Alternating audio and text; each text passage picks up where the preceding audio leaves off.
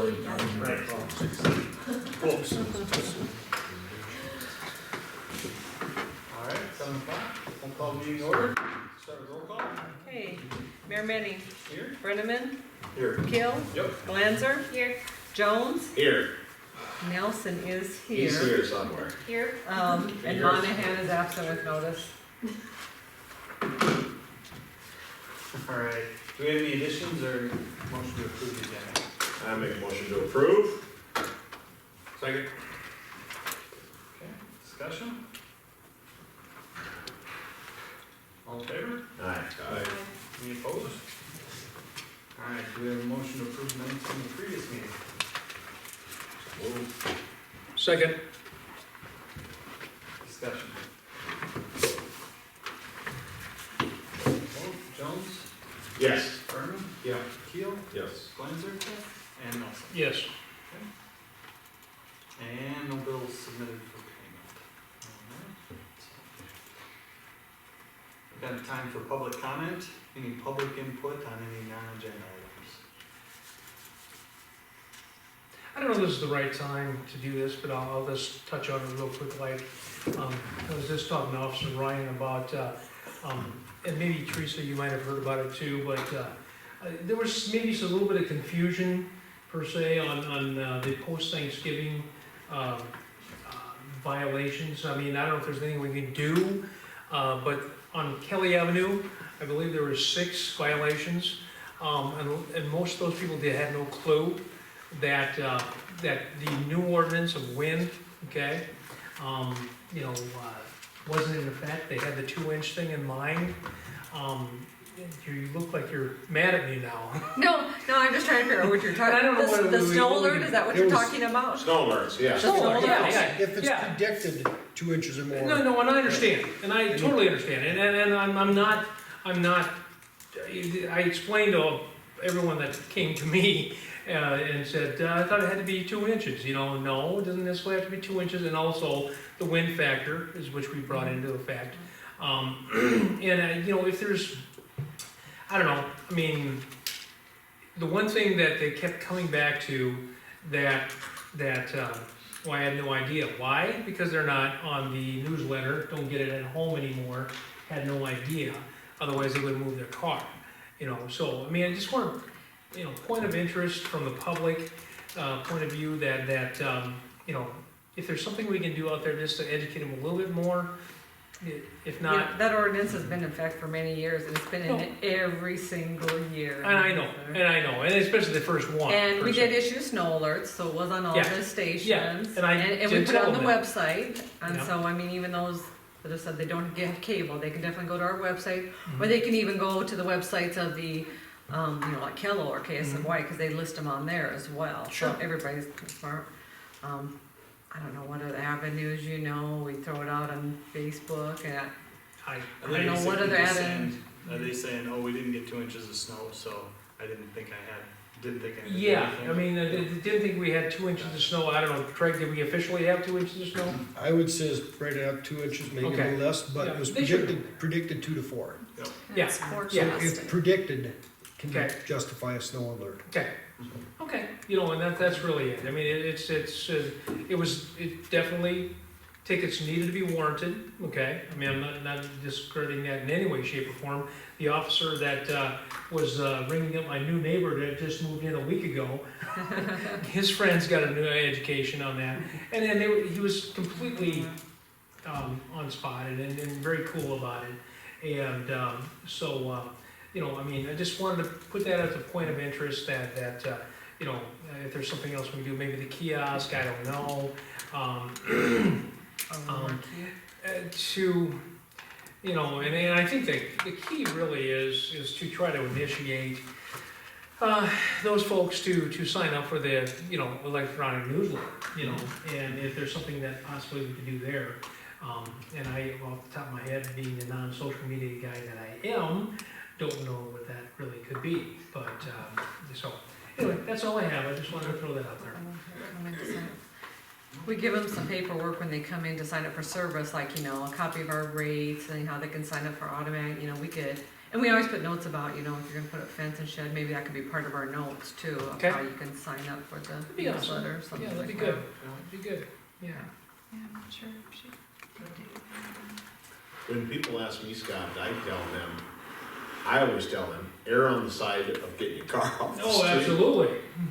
Yeah. In fact, I walked out that morning, I could hear the trucks running, and my neighbors had, both Nate and Heidi had two on the street. So I sent them a text and I said, unless you wanna pay a couple fines, you better get your cars off the street. And I bet it wasn't 2 minutes, they were out there moving their cars off the street. Well done.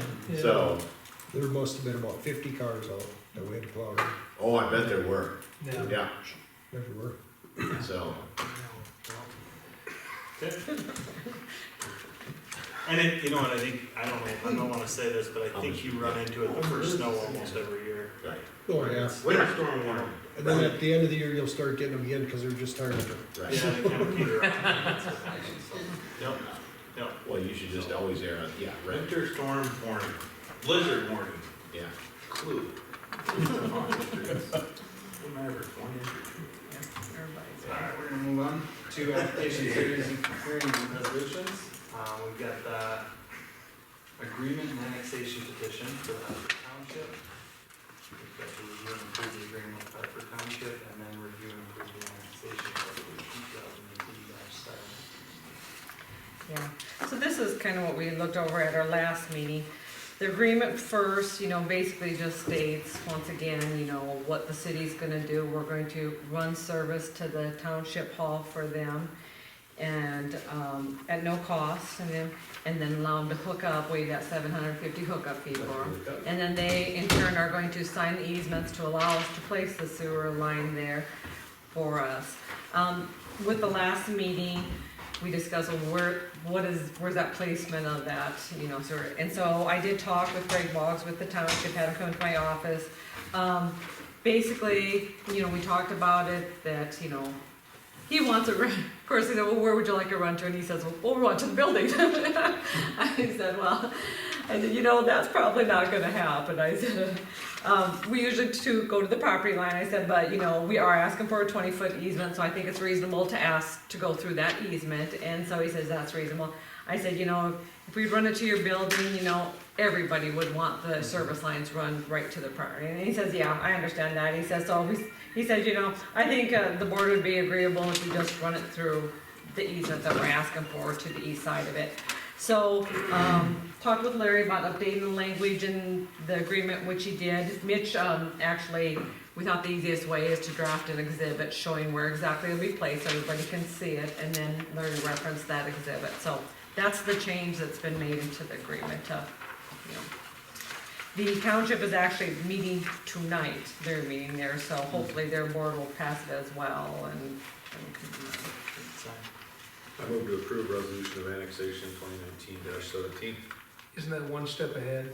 well, approve the agreement first, and then we'll. Agreement, yeah, I'm sorry. Yeah, The agreement, resolution of annexation. perfect. Second. Okay, a motion for the agreement, a second. Discussion? Vote, Brennan? Yeah. Jones? Yes. Monahan? Yeah. Nelson? Yes. Lanzer? Yes. And Teal. Yes. Now we have a motion for the resolution. Motion to approve resolution of annexation 2019-17. Second. Discussion. Vote, Teal? Yes. Lanzer? Yes. Nelson? Yes. Monahan? Yeah. Jones? Yeah. Brennan? Yeah. Alright. Good deal. This is our second reading of ordinance 680, amendment to the zoning regulations to allow the artisan distillery in central business and community commercial zones.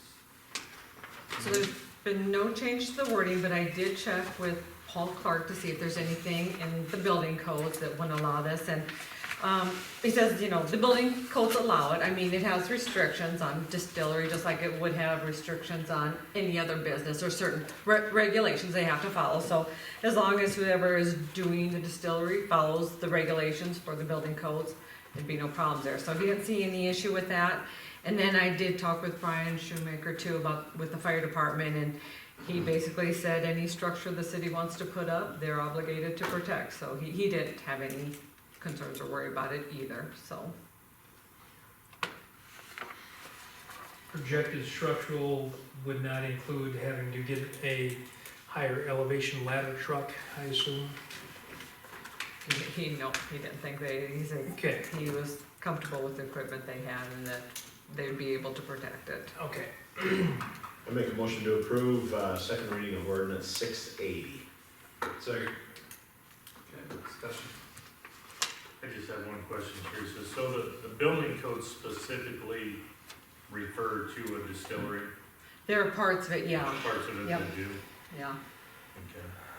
And so, they put regulations, I think a lot of it is the quantity you have to, there's more restrictions that you change different classifications in the building code, the higher volume you have. And- That would be part of the uniform building code that Yep. we're. Yep, and they'd have to follow those regulations, yeah, because we've adopted them, so, Okay. yep. Okay, any other discussion?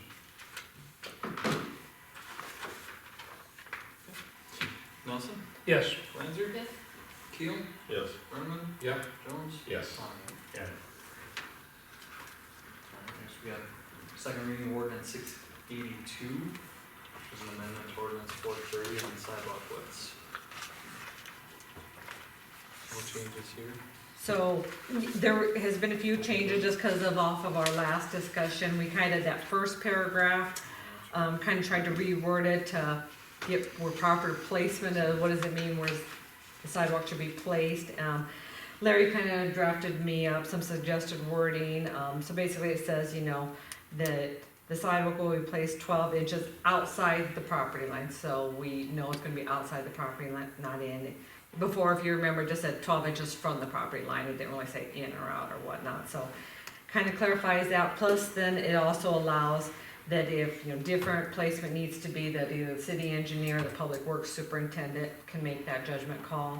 And then if the homeowner or the landowner isn't happy with where we wanna place it, they always can appeal to the city council. So that was changing it, and then in the second paragraph, just clarifying, going from that 4 to the 5 foot is what kind of originally started this, and then Mitch gave some suggestion on the thickness of what it should be, and we added that it should meet ADA standards in it. The other two paragraphs can stay the same. So, I think it kind of clarifies it a little bit better of what exactly they need to place and where they need to place it.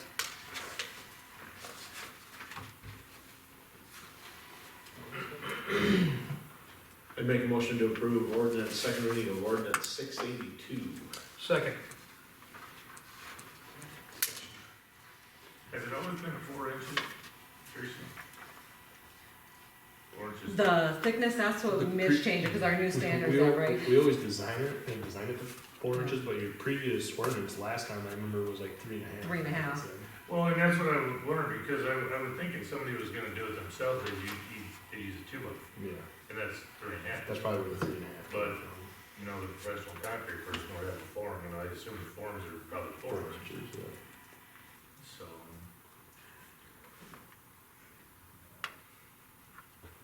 That's the only reason I asked. I don't know how hard anybody's gonna be on a homeowner using a 2x4, but A lot of I'd times, hate to see somebody have to do it again. a lot of times they'll dig it down a little bit and leave the gravel down a half inch below if they know that's what it's gotta be. Oh, I'm sure you can cheat it. Yeah. So. And how's this line up with our driveway ordinance? As far as having the sidewalk in the driveway, those two, are they parallel? I can't remember what the driveway ordinance says about having the sidewalk poured through it or not. I think it just says that it needs to go through, but I don't think it specifies the width. It does During- specify. in our The drive, width yeah. would be the width should be the same, the thickness, so we usually, like when we design projects, it's 6 inches thick for that sidewalk.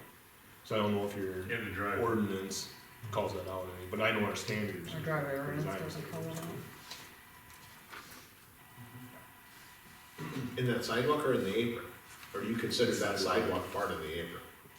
The sidewalk through your driveway we consider just sidewalk, and then we Okay. thicken that up to 6 inches, because usually your apron's 6 inches. Right. And a lot of times your driveways, when we design driveways, we design them 6 inches, a lot of times they're only 4 inches. But By the time I thought about it, I didn't have time to look and see what it said, but they should mirror, whatever it is, they should mirror each other. So the sidewalk in the driveway doesn't say something different than what this says. yeah. And maybe they don't, but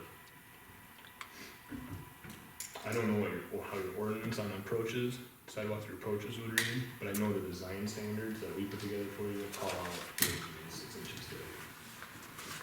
I'll look No in real worries. quick, but the zoning regulations, I don't think have a thickness in it.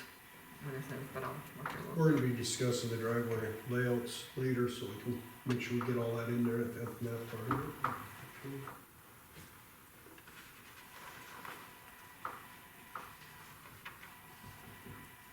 Any other discussion? Teresa, put that, if you think you're getting there, I don't know. I'm getting there. it wasn't that long we were talking about it. Right, because we added about the approach. But I don't recall ever having a conversation about placement in the apron. I think it was just,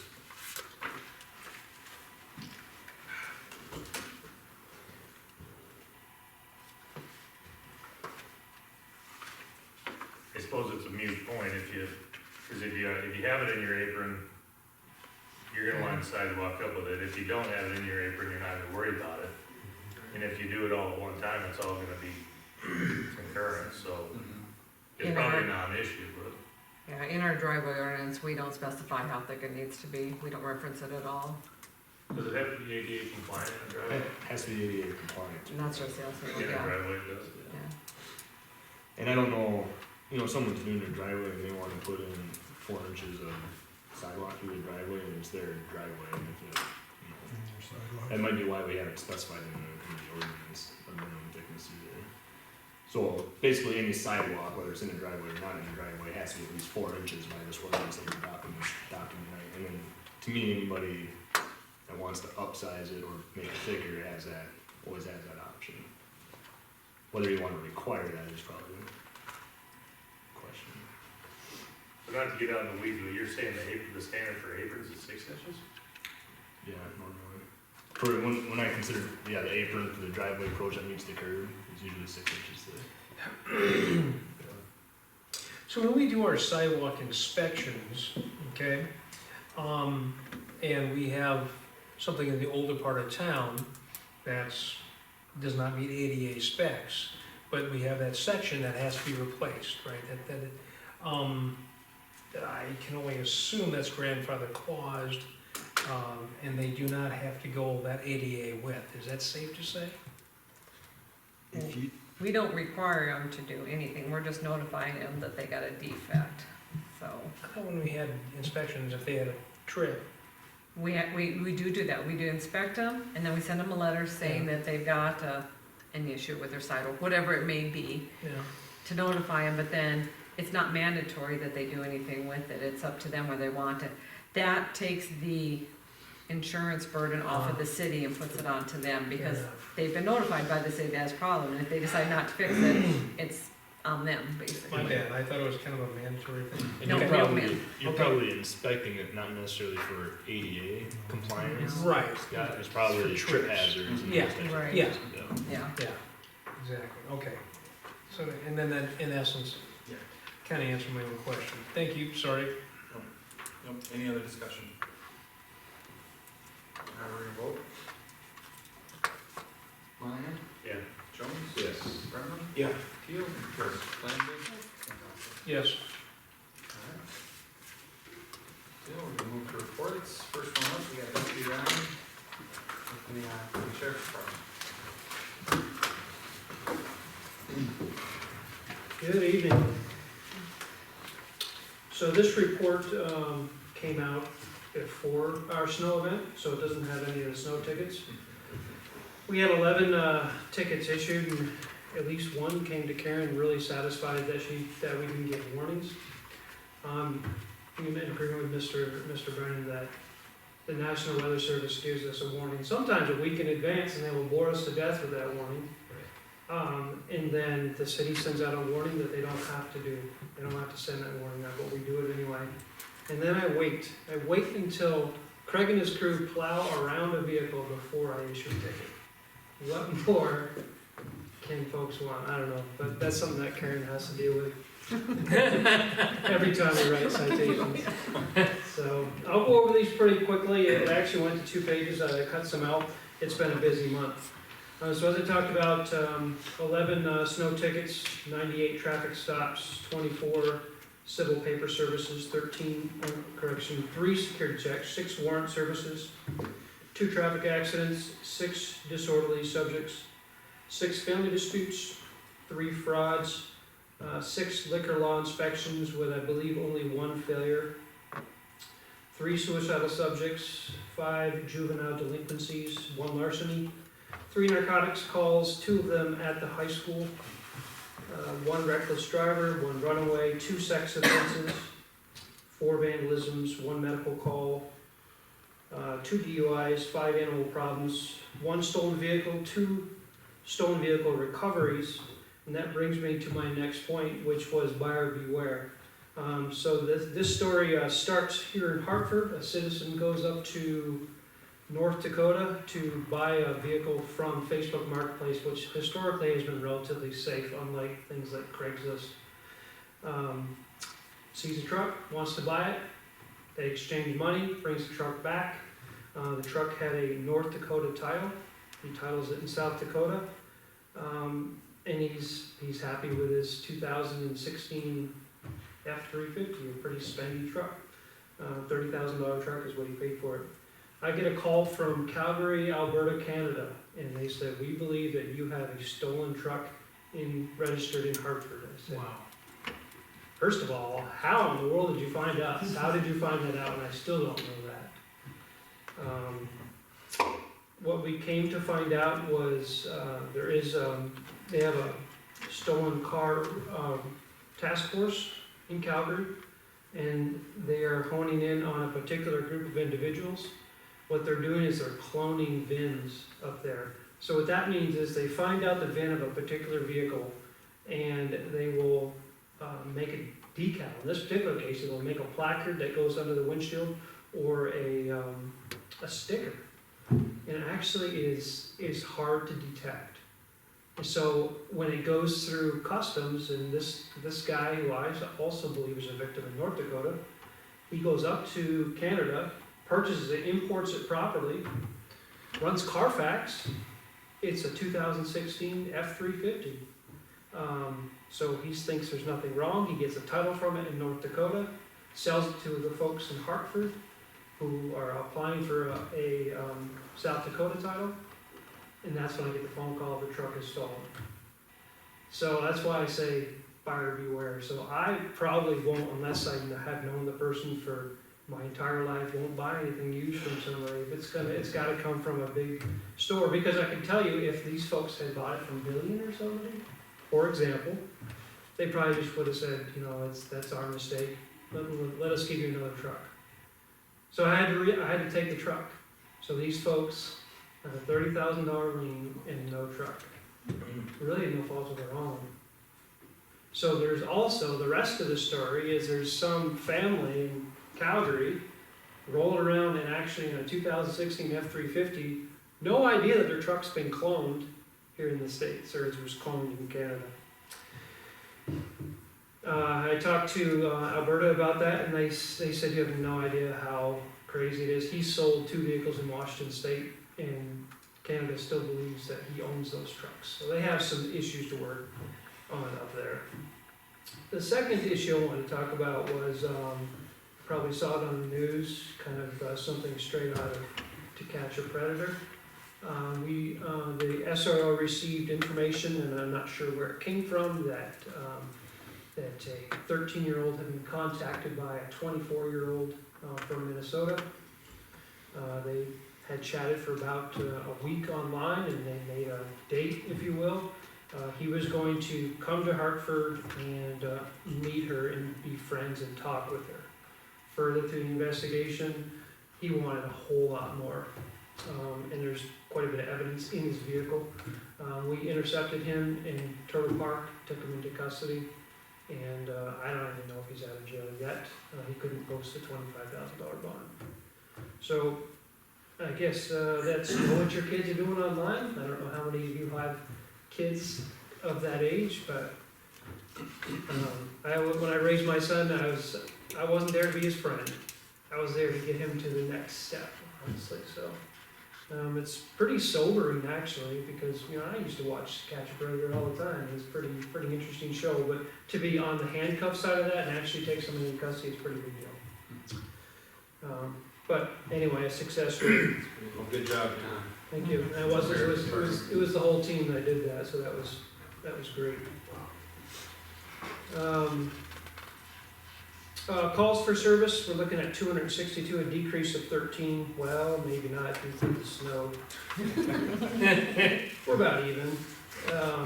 So what I talked to Karen, not Karen, Teresa a couple times about kind of mimicking what Sioux Falls does in reference to their traffic. What they do is they write all their traffic citations under city ordinance.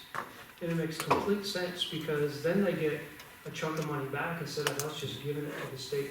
Every single citation we write, we give all the money back to the state. The state will still get their money. They'll get some money. But if we write it under city ordinance, write a typical traffic citations $122.50. If we write it under city ordinance and it was not on a state highway such as Highway 38, we get $45 back. Is it a lot? No, but it's $45 compounded by, we had 98 traffic stops. Even if half of them were citations, and even half of them were, if half of them are contested, that could be expensive. But even if only half of them went, were paid the fines, 3/4 paid the fine, which most people used to pay the fine. We're looking at, I don't know what numbers you came up with. Kind of same as you had told me there's about 100 stops. Yep. Each month, and say we get $40 from that after court costs, we could potentially generate about 4,000 just in speeding ticket stops Just in, with that. The caveat of that is that, okay, if it's road under city ordinance and they do contest it, our city attorney is going to have to go to court and, on behalf of the city. Kind of talk to us, Bill, a little bit about how that works. So like, when you get a ticket, it'll set you, if you want to contest this, you're going to go to the court on such and such a day. I says, that's on every ticket. I says, does our attorney got to go to 100 times, a month? And they said no. Basically, if you want to contest it, you go there in front of the judge and you either plead guilty or not guilty. They're going there to plead not guilty. Once they plead not guilty, then a court date is set up, and those are the ones that our city attorney would need to go to. So, and that's an unknown factor, how many contest it.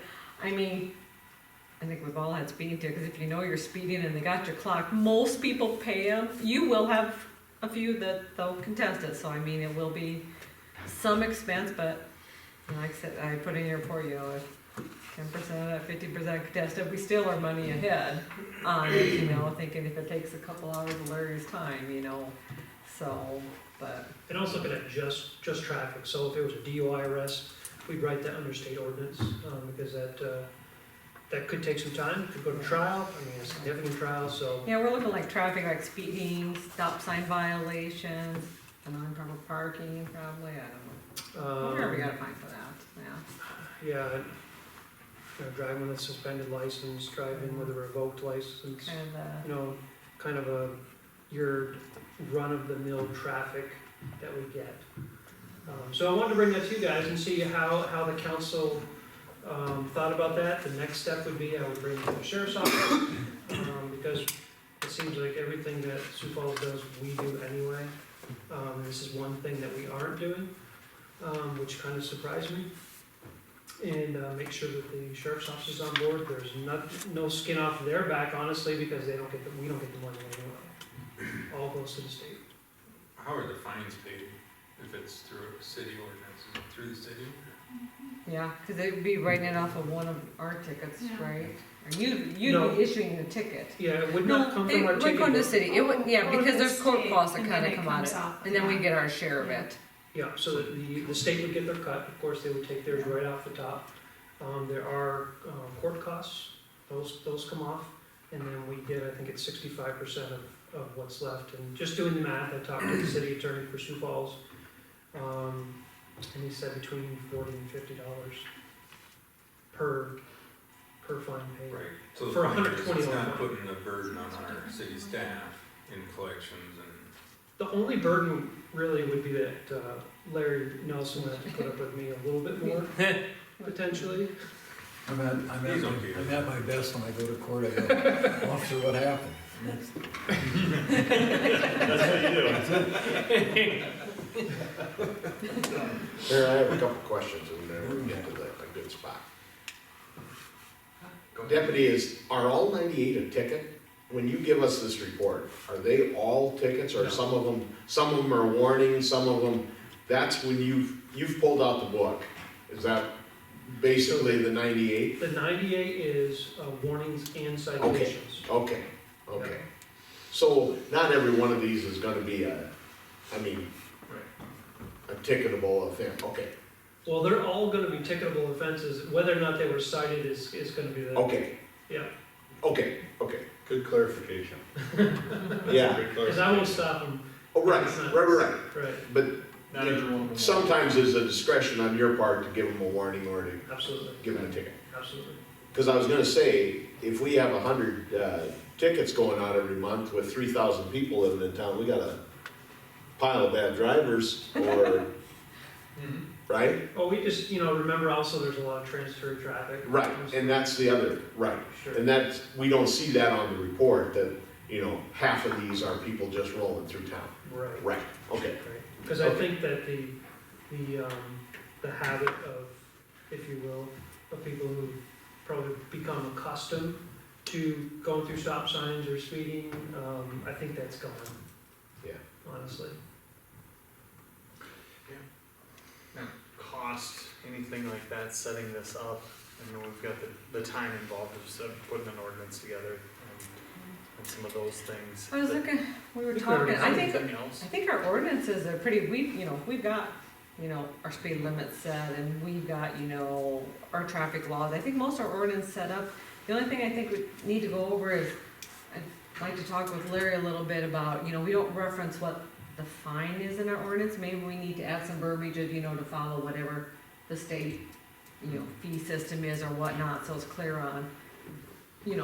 you're right, and the same fine amount, because we don't specify what the fine amount is, so And it maybe would have something to like be that. in order to cite them, of course. Right, so we might need to update the ordinance, clarify that, so, we can look through that, but otherwise, we do have a traffic section in our ordinances that say, running the stop signs a violation, here are the speed limits areas, I think we got most of the And I believe it ordinances in reads place. exactly like the state ordinance, the state site. So that's even better. If we decide to proceed with this, just for my knowledge, how does the public get their opportunity to voice their input? I think it's just contesting a ticket, or you mean before we adopt? Before we oh. actually adopt this as Yeah. a city ordinance. Oh, so we'll have to be on an Posted. agenda, and I'll have to go Yep. through the two readings, just like Yep. everything else, and, yep, Just wanna make sure you're on film. oh, okay, perfect, yes, yep. It'll have to, like I said, any updates to the ordinance will have to come to the council, we'll have to have two readings, just like anything else. We'll have to have that 20-day referral period, so, before it's actually enacted, yeah. Perfect. So if the council favors it, then what I would do, of course, is approach the sheriff's office and ask them if they're on board with it. I'll see what they would do again. If I work for the state patrol, different story, because that's where the money goes right now, but, Remind me, Teresa, maybe you don't have it, maybe Karen has that number. What did we decide to spend in 2019 to get effectively 24/7 law enforcement? What was the adder to the budget to the county. Yeah, we went from 60 hours to 100 hours, so yeah, do you have that difference? It jumped our budget up over 100,000, right? Mm-hmm. Oh, yeah. Yeah. And so this would be a way for us to recoup a There you very go, there's the small historical one percentage should show it. of that.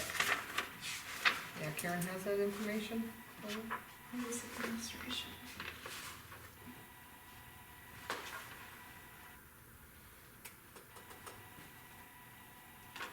So in I think we were at 60 hours there. there, and there's when we went to 100, Yep. so probably 73,000. 73, Mhm. okay. Yeah, yeah. It added 73,000 to our previous, Yeah. or 2018 budget. Mm-hmm. Yeah, okay. I don't see a lot of downside on this, other than, and the other piece of it is, it sounds like it's fairly easy to, if we put this in place, to rescind it at some point. If we find out Larry's sitting in court every week and it's just getting to be more of a pain than what it's worth, we can pull this ordinance down really quickly too.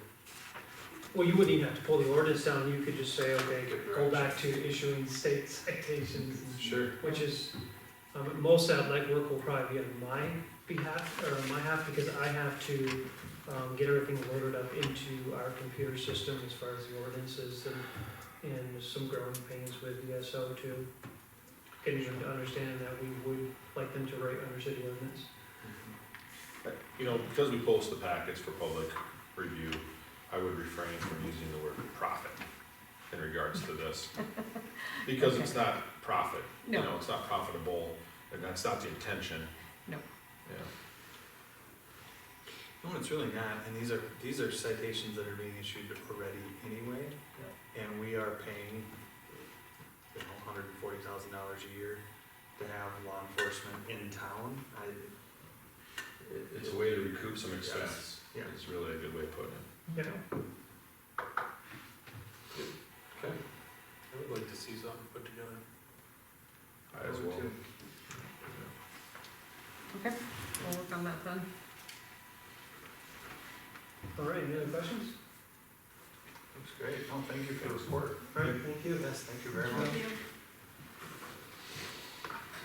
All right, Mitch, city engineer report.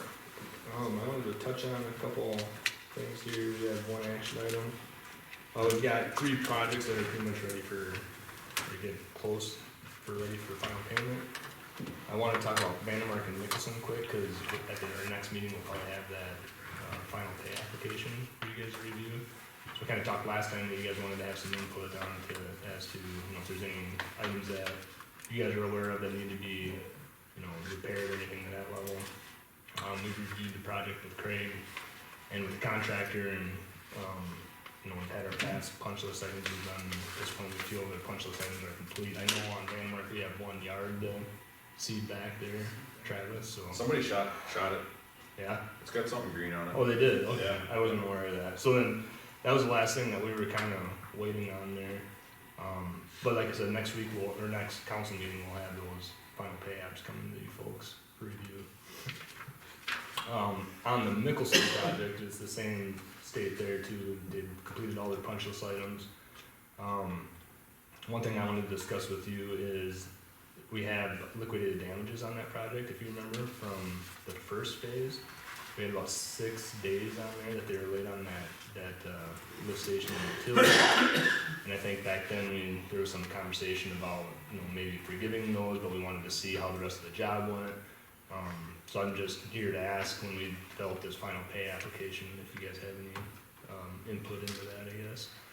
At this stage, we have the contract gives you the ability to assess those damages. So I'm just kind of asking if you guys have any input into that. What does that come up to? It was about $6,000. $6,000. It's 500, not 500. Or Oh, is it 6 6 days, it's thousand per day? Yeah, it's about $1,000 a day. Okay. It's on Nicholson. Nicholson, yeah. There was a lot of discussion during that time frame about all the weather though, too. There sure was. I mean, I'll tell you, right now, that final pay app has underrun the bid price, so we're coming in under, I wanna say around 80,000 right now with that. we've underrun Van Mark Avenue, the current contract price, about 20,000, so, the work has been good, you know, there wasn't any extra cost that came of the delays, so it's just. And Mickelson was done on time, correct, it was done, The second phase was done on time, but you remember we gave them an the first phase extension. was late, The first phase was late. second phase was done on time. Yep, and we put that first phase in there as a condition so they could get the sewer and the lift station built so that it was ready for Jarding's addition over there.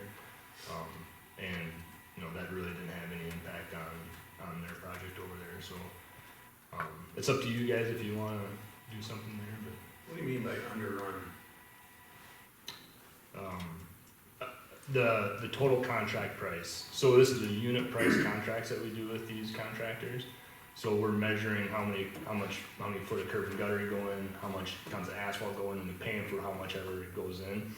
And so the overall job, has underrun by about 80,000 on Mickelson, and about So we're 20,000. paying 80,000 less than the bid price? Yep. Just because of material. Because of the unit Because we didn't use as much of one item. We might have used more of one item, less on another, but overall we used less on the project. What's your recommendation? It's up to you. What's your recommendation? I'll tell you that What's your recommendation? I don't have a recommendation either way. Well, I'll just go, I have a hard time charging $6,000 for being a few days late with the weather we had. Yeah, that's Say we I mean, about it. that is, Do you need a you look motion, at our Barry? economy, the farmers, everybody, that, it's just, Right. it's one of them years, and I can't penalize them for that. I don't think it was intentional, That was actually you know. 2018. Right. Yeah. Yeah. But even We had a lot of discussion about that. Even then, it was an irregular year. It was, yeah. You You need know, a by the motion rain for- dates that they had, that are normal, well, that's fine, but it'd be like rain, dry for days, rain, dry, dry. I mean, they just, for the last 2 years, it's been crazy, so I don't wanna penalize them. Let me rephrase the question, Mitch. Are you all right if we just let it go? Completely. Do you need a motion for that, or no? I mean, you just won't bill them. Do you need a motion? I'd like a motion, I think, and then we'll just take it off the final pay app that comes. I'll make a motion that we rescind or forgive the 6 days of liquidated damages I'll or second. soak up on the Mickelson Road project. Okay, now you can say. I'll second. Yep, any more discussion? None? Keel? Yes. Lancer? Nelson? Yes. Brumman? Yeah, Jones? Yes. Yeah. Okay, so with that, we got our action item of the final pay app on the sports complex grading project. That was with RMS Construction. We've held on to this final pay app for a while. We had, they had to come back and reseed the ball fields there, or the whole site. That did get a good stand now that came up. We've been waiting for their lien waivers for some of their subcontractors, to gather those up, so they've done that now, and so we're here ready to present the final pay app there to that project as well. Again, we found all the punch list items complete and feel it's acceptable. motion to approve, final pay to RMS for $13,363.97. I'll second that. Discussion. You said there was good stand there? Yeah. Have you looked at it, Craig? Craig, On the, have you looked? take notes here. Hey, On the, hang on, the senior, on He's taking a the, nap. He's here, he's here. that was out before we had snow and stuff like that, to look at senior was coming in yet, so. You did it? I actually walked out there and looked at it. If you got something going on over there, Just put notes down for the council meeting. so you looked at it? Yes, I did. Cause what I'm afraid of is sometime next year, in the heat of the summer, somebody's gonna say, you know what? I don't know who signed off on this, this ain't nothing but crabgrass. That was Somebody the year mowed it too before. short, and somebody put too much weed killer on it, and somebody did this, that, and the other, cause we've been down that road. So I just wanna make sure we're not going down that road again. Everything's good, The only way it's gonna look bad is if winter kills it, but otherwise, right now, this Okay. fall, it looked good, so. alright? Yep. And we haven't mowed it too short? know We haven't let it go too long? Didn't know when fertilizer, nothing. Okay, we haven't aerated it too much, we haven't done anything Well, wrong yet. We're good there. Okay. Yeah, we haven't done anything wrong yet. Yeah, was there. Alright, with that, we'll vote. Berman, Yeah. Jones, Yes. Monahan, Yeah. Nelson, Yes, Lanzer, Yes. and Keel. Yes. We'll mark the time and go back and watch that. Yeah. Writing notes. Hello, Craig. Craig. Alright, now we'll go to yours, Craig, unless you got anything else, Mitch. I wasn't sure if you had anything else, and any questions for any of the other projects for Mitch? Well, we're gonna get in later on, so. It's good, thank you. Alright, Craig? I have nothing to add to my report. There's been a few changes, but nothing significant. The only thing I was gonna kind of bring up to you guys is, last week I received our potential discharge permit from DNR. There's gonna be some changes, quite a bit more probably paperwork involved with it. Some of the big changes are they've reclassified our creek out here, so now we have to notify before we discharge. So that means we'll do our sampling like we normally do to see what our samples are. If they look good, get a hold of Pier, let them know that we want to discharge, they'll give us the okay, send us out written information to our, that we're good to discharge. If we would happen to fall into a violation discharging and we continued, we'd go into an emergency discharge, which means we have to sample every day. There's a lot more paperwork involved. Some of the rest of the perimeters barely changed. The only one that really changed was ammonia, and that's on that 30-day average again. They are looking at trying to get that changed for some of the smaller systems where you don't have to do a 30-day average if you discharge less than 3 weeks. And usually we're only at 2 weeks to 3 weeks anyway, so that would actually help us if they get that to pass. If there'd be 6 months before that ever gets really brought up and discussed, so it'll be a while. But there, this will be out to the public comment for 30 days, starting, they thought, first part of December here, and then it'll go in effect after the first year. This is the permit that has been overdue since 2015. Been waiting for them to get it back to us and done. They finally did. Some of the bigger changes that they put in place is July 1st of 2020. We need to write a letter to DNR, let them know what our plans are for a system, either to correct the system we've got, add on to it, whatever we gotta do, or build a new system. 2021, April 1st, 2021, they wanna have a pretty much plan in place and be ready to roll with it. They wanna have plans submitted to them by 2022 of April 1st, and they wanna have it completed by October 1st of 2025. If we cannot meet any of these deadlines, we need to write them a letter and explain to them why we can't do it, what we are doing, keeping them informed basically with all these dates. We have to have, there's like 6 different dates on it, we gotta make sure I get a letter out to them, let them know where we're at and how we're proceeding with where we're at. So if we need extensions, we'll have to ask for it, get something back and write in on that. But so it's gonna be a little more legwork, paperwork, but they're also kind of putting a crunch time on us to get something done, so. What, that piece of it, those dates and the timeline and all of those kind of things, what precipitated that? Is it the way we're discharging? Is it that they know we're at near capacity? The 2025, our plant is actually designed to, I think 2026 was actually like the life expectancy of our facility, or population-wise. So I think they kind of looked back at the old permit and seen where we're at, and they figured, well, and then plus with our ammonia being high, and they figured, well, we need to get something going, get you guys moving on it. Biggest thing is they reclassified the creek out here, so that's what's kind of speeding things up a little bit too, so. What changed? He figured, I asked him that, he said it must have been something a couple of years ago or something, they might have did some changing on it because of it being more of a, with the flows into Skunk Creek and Skunk Creek being more of a major water source for Sioux Falls, plus it is a recreation with canoeing and stuff like that, so. So DNR, they kinda do what they wanna do. Didn't have anything with us trying to name Turtle Creek. No, I don't think it'd not do with that at all. We have that in his notes there about the SDBGN. What about the, notifying them before you discharge? I mean, right now, you're taking samples and We you turn could, the valve. yep, Now, how long is that going? What's gonna happen? basically, Turnaround time for that? same thing with our results for our, like when we bring our stuff into American Engineering Testing.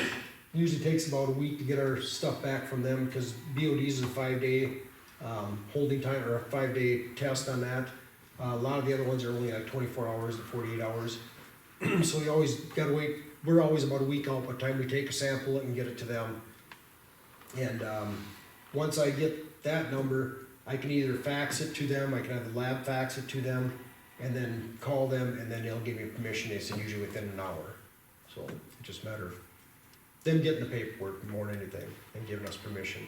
But if we're full and our ammonia's too high, or they don't think we're gonna make the 30-day average or something like that, they will let us discharge if it is an emergency. And then that's when we have to do sampling every day and keep them informed of what's going on, so. It's gonna be a little tougher discharge than what it was before. But as long as we stay in the parameters and everything like that, then it'll just be a normal discharge. And they wanna know like how many gallons, how many days they think we're gonna discharge, which we can give them a really good estimate on that from all of our back paperwork and that stuff, so. But along with that, we might be discharging tomorrow. Our ammonia did come down low enough where I'm comfortable discharging, so we should be, I think we're gonna be good. We're gonna try to discharge this fall yet for spring hits, so. And then we'll hang on to it as long as we have to make sure we stay in parameters, so. So, took them 4 years to get our 2015 permit renewed. Yeah, I We had, can't wait 4 years to start working on these things, I Mhm. suppose. yeah, when they sent me the information, they gave me like 30 days to submit my application in for the discharge permit. And it's been sitting on their desk since August 2015. Yeah, it's good. So, that's kind of what I told them with some of these deadlines, I said, there's one there that they, once we submit the stuff planned to them, they want us to start construction within 6 months. I said, you guys might not even get the paperwork back to us in 6 months. I said, so how's that gonna work? He's like, well, we're supposed to have back within 30 days, but sometimes it might be a couple months, and we know how that works, you know, anytime we submit plans to or anything like that, it takes forever to get stuff back. So I told him pretty much a lot of these deadlines are not possible. I said, you know, he said, just make sure you keep us informed where we're at and what's going on, so that's all we can do. Craig, when we discharge into the creek, we only discharge from the one cell. Usually they're number 3, with probably 80% of the time. There'll be times we'll discharge just from 2, and there'll be times that we'll blend 2 and 3 together. It all depends on if our pH is high in one and ammonia is low, and the other one might have a little bit higher ammonia but lower pH, we'll blend them together, and maybe we have 10 turns in one valve and 7 on another one, and we blend it, and then that, you know, then we try to find that happy medium with our pH and our ammonia, and So when you talk about samples, you sampled 2 and 3? when we discharge both of them together, we take our sample out of the discharge line, so we just have to take one sample. When we go to, before I discharge, I'll go grab a sample out of number 2, sample out of number 3, I'll bring them back to the lab, we do a pH on them. If one of them's got super high pH, like 9.3 or 9.4, we'll just ignore that sample and send the other one in and see what we got on that one if it's low, so. So it's, a lot of it's just kind of playing with the Yeah, mixing of it, so, to get the right, that's probably a bad word to use. so. Playing with it. Yeah. It's a matter of calculating the right formula to get the right discharge from so. Along those lines, we met today, talked a little bit about John was down, Mitch was here, Jesse, Lisa and I met about the wastewater treatment plant and some of those things. And we're planning on John coming to our first meeting in January to discuss why the plan is what it is, what has happened since then, what could be plan A and what could be plan B, and really to just put some timelines in place to say, hey, if we can't get to plan A by this date, which is probably about June of this next year, then we're gonna have to move over to plan B, so that we can keep things moving along, or we're gonna run out of time. So, plan A, yeah, January, we should have a lot more information on that, so. Anybody have any questions for me, I guess? On the bandy marked, speed thing, trailer. The trailer count, or the Yeah. counts? I don't know if we've had a chance to run them yet or I not. just printed Did ya? them, well, today I haven't had copies made, so I'll send that to you by the next meeting, or I can put them in your box too. What did Maine, do we know what Maine came back at? They were both on the They same. were Or the on the same same thing, one? yep, so. Just Yeah, getting a lot of questions on that one. and I just pulled them on, I think it was Wednesday or whatever, last week, just for Thanksgiving, because of the snow and stuff coming through or whatever, so I pulled them quick. And Teresa didn't have time to, I mean, I had short notice when I gave it to her, it's like, here they are. Half hour. Yeah. So, it wasn't a lot of time to get it ran, so. For the record, that's 20-mile-an-hour speed limit, I can run 14 miles an hour. Because that's what the speed trailer told me. I didn't realize that was downhill. It was downhill, I did it was by design. Hey, he's pretty proud of this. Just let him be. Telling everybody? I see the billboard. All right, if you got anything else for Craig, we'll move on. Yeah, I see the billboard. Hey, Travis can run thank 14. you to you and your team for the hometown Christmas. Oh. I mean, out and about, getting all the ice melt down and making sure the sidewalks were cleaned up too, so thank you guys. I'll let the guys know, thanks. That's awesome. All right, move on to Carrie's report. Okay, nothing to add unless anyone has questions. How much is a sump pump permit? $50. Permits. What do we usually get around, what are we up to? We're Maybe around 940? 60. And usually we have around 60, so we don't have quite as many as Yeah, we I think we're usually. 54, 55 right Is now. that what Maybe we are? 56. Okay. So, I know we're running a little bit under where we are. Under, huh?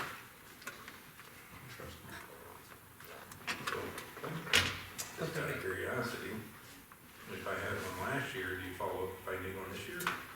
Could be a We surprise are, inspection.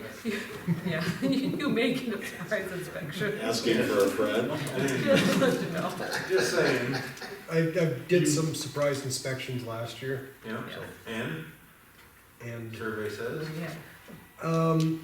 by the time they finally let me in the house, they were not illegally discharging. yeah. So, but they definitely know that we're watching. So It's always like, if there was 60 last year, there should probably be 60 this year.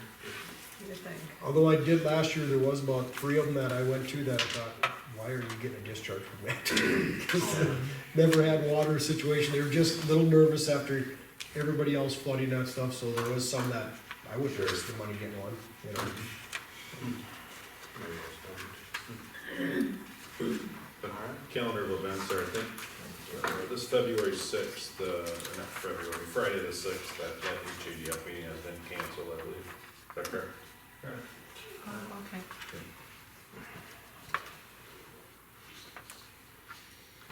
All right, nothing else, we'll move to Teresa's report. Just a couple updates on my report. Also at that first meeting in January, we will have the CIP ready for you guys to review, which says I'll have that updated so we can look at that and review it and talk about that. That'll give us a good idea of two of the projects coming up and our debt limits and what money we need for what. So it's a good time to incorporate that in with our discussion of the wastewater treatment plant and everything. So we'll do them both at that first meeting. The joint jurisdiction letters, we did send out those Q&A letters to all the people within the proposed joint jurisdiction area. They went out today, actually. That Q&A is also on our website, so if you happen to have anybody with any questions, you can refer them to that, too, is where they get the information. And then the P&Z board did talk at their last meeting. The January 28th is when we will schedule our second informational meeting, and I'm assuming pretty much the same format or whatnot we'll have as the first, so I'll get stuff lined up for that, but that's normally their second meeting, so January 28th, we'll have that second joint jurisdiction meeting, informational meeting, and then, like we talked, we can then discuss from there how we want to proceed or reevaluate it, so, but mark that on your calendar. Black box ordinance, me and Brian, Paul, and Brian Both are actually going to meet next Tuesday to discuss. It's in effect now, so we're gonna sit down, I think it became effective on the 6th, so we're gonna sit down and talk about how we implement it, notifying the people that would fall under it and, tell them what we need to do and give them that time frame. So we will get that going too. And then, remember our Christmas party, first Friday in January, mark the calendars. You will be getting an invite. Rhonda will be sending those out. About 5:30, I think we're thinking social starts like last year. And there, so. Any questions? Okay. Thanks, Teresa. Mm-hmm. Alright, move on to old business. Take this one here from our November meeting, I believe, discuss the park and recreation board. You've got both options in here, kind of take a look at, one of them in ordinance form, and the other one in committee form. Yeah, so basically there's, two ways to set up a park board if we want to, and one is by ordinance. South Dakota codified law lets us set a park board up by ordinance. Basically though, a board's set up that way, and it's pretty liberal about the number of members you have and whatnot, but it does specify in there that they cannot be paid. Now, Brandon, I believe it is, sets theirs up as a committee in which they pay the people serving on that board. So they don't have an ordinance, but they do have a committee set up with bylaw. So I basically drafted an ordinance and then a committee bylaw one just for you guys to look at. Basically the only difference in them, they're both kind of set up the same way as far as the number of members. I'm proposing 7 members on there, 5 voting members, and then maybe a member from the council that's an advisory that's non-voting, and then a member of staff that you want to put on there, also non-voting. So you'd have 5 voting members on there. They would have 3-year alternating terms. You would have a chairperson, a vice person, and a secretary to keep track of it. Basically, the council member that is on this board will be the liaison or the person that's working between the council and this board as far as getting information back and forth. I'm proposing they meet once a month. They'll need 3 to make a quorum, and then vacancies will be filled by appointment, just like they'll be when they started. And like I said, basically the only difference between the committee and the ordinance is that the pay. One gets paid and one doesn't get paid. And the payment, I have a blank, this is all draft form, so it's all for discussion to be whatever maybe you guys propose, if that's where you wanna go. So this is all discussion at this point. The last sentence there is probably the most eloquent sentence anybody's ever said to me while I've been sitting on council. Of her report? Yeah, of that board, the Park and Rec board, amended at the pleasure of the city council. Very, very Just nice.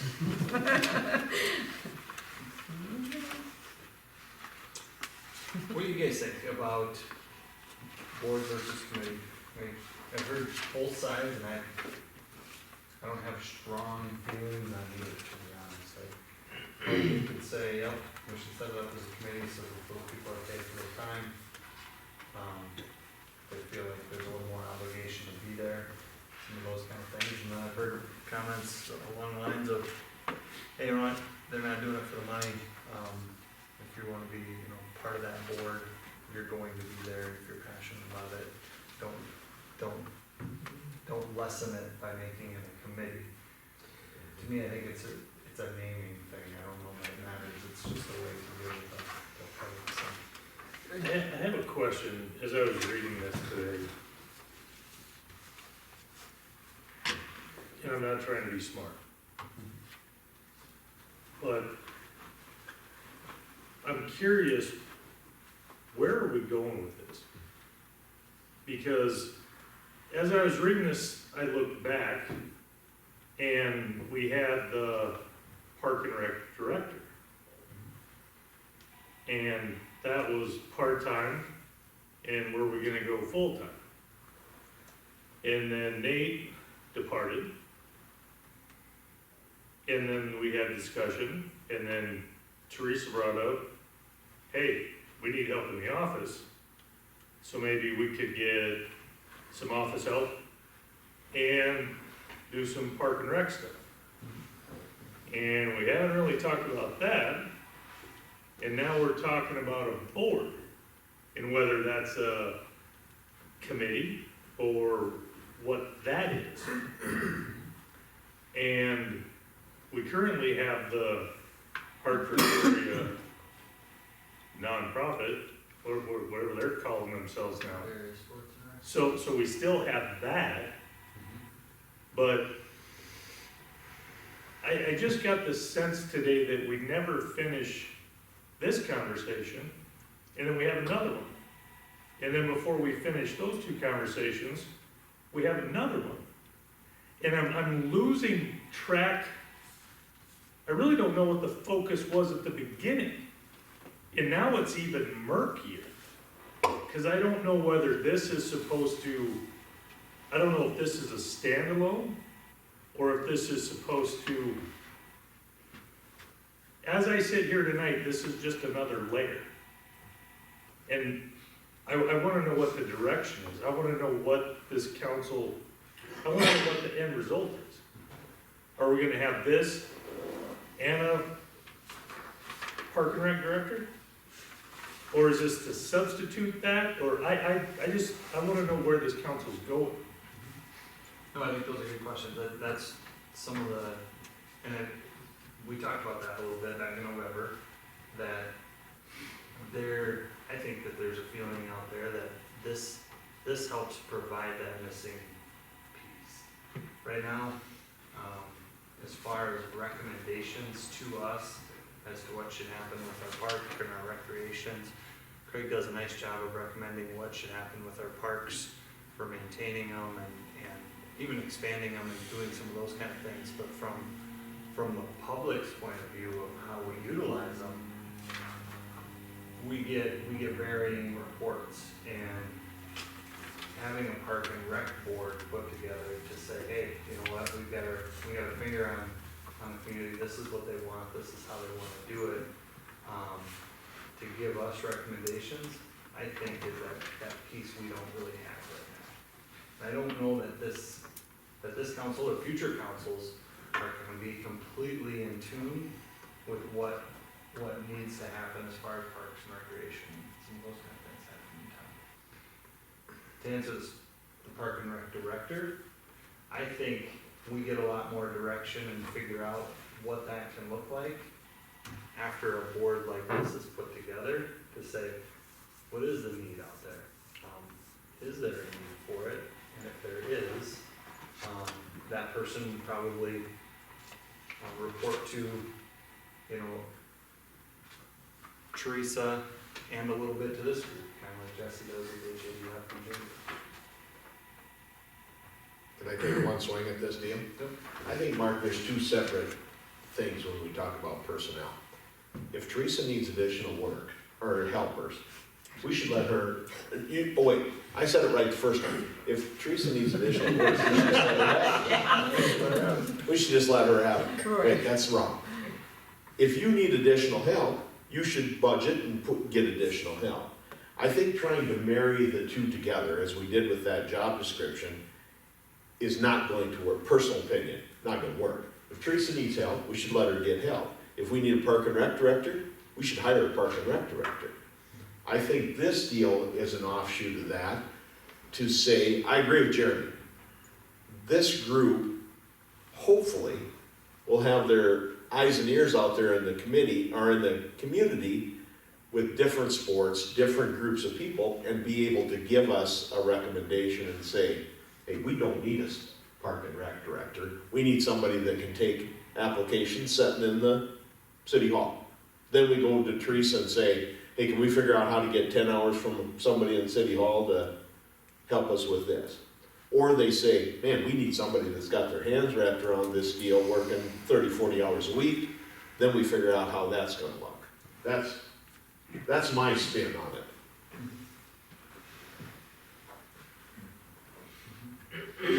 Right or wrong, that's my spin. Although I like my first comment about if Teresa needs more work, we should let her have it. Of any of these, 4 groups that are any 501c3? There's probably no reason to be, but I'm just kinda curious. The proposed, The Harrisburg, T, Brandon, Oh. Old Bridge. I guess I could not, well, number one, Harrisburg T and Moombridge, they are all by ordinance, Right, so so they're they're not, under the city, yeah. yeah, so but Brandon, Brandon's the only one as the committee, this draft was kind of basically straight from them, so, Okay. I don't know how they're set up, but I would, just reading it, I would assume they're not. okay, 'cause, I mean, a lot of these, like, hometown, or, Jamboree Days, all of our groups that we have out there now, but some of them, have, applied for 501c3, and, do you anticipate that this group might actually go that direction someday, or need to go that direction? I don't I think would- this group looks like that. I would look at this as more This under group's the gonna look city, more and any like money they get would go to the city versus being their own entity, you know, Right. trying to, This is gonna look more like a planning and zoning yeah. than a Hartford hometown Christmas. Okay. You know, Yeah, but so are they it's gonna have appointed members. authority, essentially? Cause as a board, Mhm. the board sounds like authority, they can make decisions, a committee sounds like they gotta ask for permission. So what's it gonna be? Yeah, what do you think they should have? Well, I guess if it's a committee, why would we change from what we have now? Other than the sports and rec is pretty much focused on sports complex, where this could be citywide park and rec. More larger umbrella, it could be the summer programs, it could be pool, swim teams, I don't know, I mean, there could be a lot more to it. But a board, to me, is gonna come to the city council with wanting rules and regulations. Where the committee is suggested, which is what we have now. I do, but I think it's very vague. I think right now what we have is Hartford Area Sports and Rec, which is, Well, when was the last time they came to a meeting, a council meeting? A representative from them? It's been several months. And I won't argue that. I don't think they were set up to give advice on the sports complex though. And I think that's what this group is designed to say, hey, council, here's what the need is out there. Spend some more money on the sports complex, or no, don't. You guys need a park, or you need a pool, or you need a whatever. And this is the group that goes in and dives in and does that. And I think we have a little bit better chance of being able to set it up in a way to where it's not completely biased one direction, you know, so that when we're helping put people on this board, it's not all gonna be geared toward soccer, it's not gonna all be geared toward baseball or pools or whatever, it's gonna be the overall community. And we can take advice from that group and feel like we're getting the advice we're looking for and not a personal bias. I would agree with Mark though, if we call them a board, similar to our planning and zoning, we give planning and zoning authority to do planning and zoning for our city. If we call these guys a park board, are we giving them authority to, basically to run the park? They won't be able to spend No, they won't be able to. or authorize spending. They just provide recommendations I to say, us. okay. basically investigate stuff of what do we need, what should be done, and provide Yeah, their but recommendations in T, to. the board decides season dates, games, registration costs, uniforms, they decide, the board decides, which I'm not against letting somebody else have this responsibility, because I don't wanna decide that as a city council person. I don't wanna sit here and decide, should it be $5? I mean, you know, somebody else can decide that if they wanna sit in a meeting and do it, I don't. So, I think there's stuff both ways, don't get me wrong. But I also have a few concerns on optics of, oh, the money comes here now, oh, you're trying to take our money. You know, we're out trying to do fundraising, and the city's just money grabbing. Or the city's just trying to take control. Well, Hartford area sports and rec is gonna still maintain its identity, and it's still gonna maintain its ability. Yeah, there's no I don't know that I'd expect either a board absorption or, I don't think this is designed to replace that group. I don't know. What If I was on that group and I read this, I'd think the opposite. I'd think, The feeling that we've gotten from them, or myself, when I go to those meetings, is, that they don't have a voice. They're not being heard by the city council. And then the feeling that I have of them sometimes is, well, 3 of the 4 members, really like softball, so of course that gets the attention. Or, now for a couple months, a couple of soccer player, parents show up, and now that has the focus. And so it's too, self-serving, depends upon who's active in that group. But that group should, in my opinion, maintain itself and still continue to exist, because as those, passions flare up and those needs arise, the folk, they have that, because they are a 501c3, they can go out and they can generate some fundraising funds. But this board is hopefully gonna be more long-term focused, more, evenly. diversified. I wouldn't expect either a board or a committee to be out trying to figure out how to raise funds. To me, that's not what we're talking about. I don't think we're talking about starting a board or a committee to figure out how to generate revenue to do projects. That, in my mind, the closest example we currently have would be the Bike and Rec Trail Committee. They're a committee. They happen to be a nonprofit, but they are a committee.